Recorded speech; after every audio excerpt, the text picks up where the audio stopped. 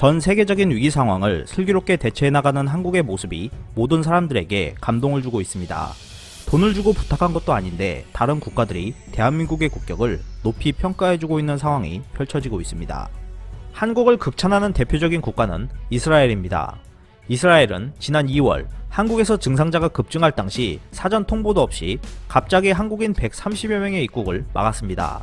심지어 강제 출국 조치를 당하는 사람들에게 손가락질을 하거나 비아냥거리기도 했다는데요. 하지만 현재는 한국식 대규모 진단 검사를 하고 있고 한국산 진단 키트를 긴급 공수에 사용하며 고마운 마음에 대한 표현을 아끼지 않고 있습니다. 이스라엘은 전 세계 의료 센터들이 아시아 국가들의 강력한 조치에 눈을 돌리고 있다며 그 사례가 대대적인 검사를 진행하고 이를 신속하고 투명하게 국민들에게 알리고 있는 한국이라고 강조했습니다.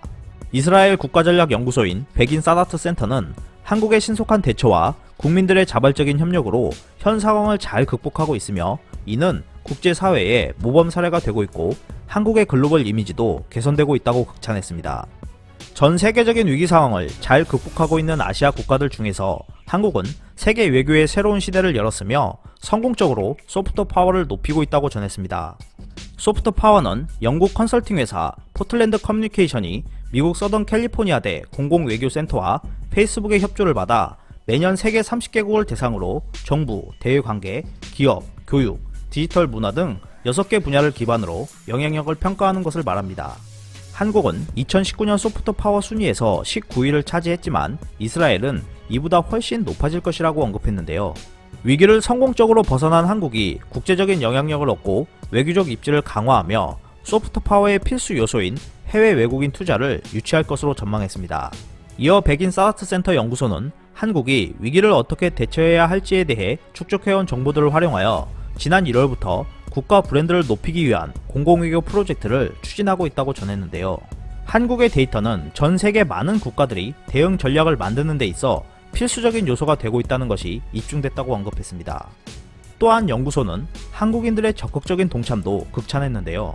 한국인들은 정부 대책을 성공적으로 만들기 위한 필수 요소인 자발적, 수동적, 사회적 고립에 동참하며 국격 상승에 필수적인 역할을 했다고 전했습니다. 이렇게 국민들의 즉각적이고 광범위한 협력이 봉쇄 조치를 피할 수 있게 했고 개인의 경제적 어려움이 있는 상황에서도 가게 문을 닫는다거나 사업을 접어야 한다는 고통까지 받아들였다고 전하며 이러한 사태를 이겨낸 한국은 앞으로 매력적인 투자처로 성장할 것이라고 전망했습니다. 심지어 이스라엘 총리는 지난달 일본 공영방송 NHK가 성공적으로 대처하고 있는 이스라엘을 소개한다며 취재를 왔을 당시에도 대본에 없는 한국에서 검사 태세를 배웠다라는 발언을 하기도 했습니다. 최근 이스라엘 외무장관과 국방부 장관은 한국에서 진단키트 수만 개를 확보했다며 환호했습니다.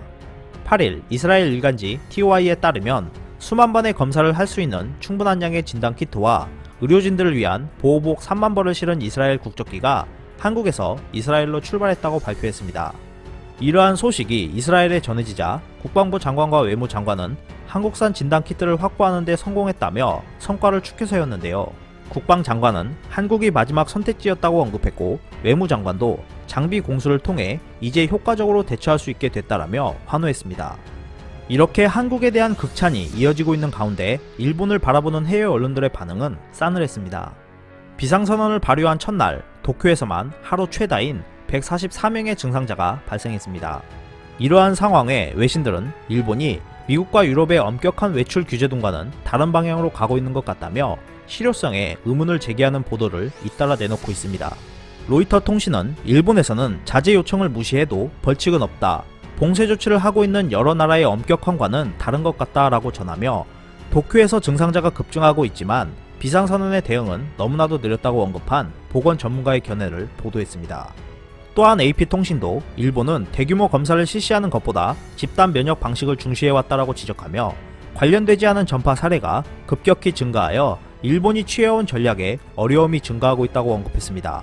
이어 월스트리트 저널은 아시아 국가들이 규제 강화에 힘쓰고 있지만 엄격한 조치를 도입하지 않은 일본이나 싱가포르 등에서 증상자가 확대되고 있는 모습이라고 설명했고 프랑스 신문 르피가르도 일본의 비상선언은 실제로 아무런 강제 조치도 없고 제재가 없어서 시민들의 움직임에만 의존하는 실효성 없는 실제로 보이는 것뿐인 정책이라고 평가했습니다.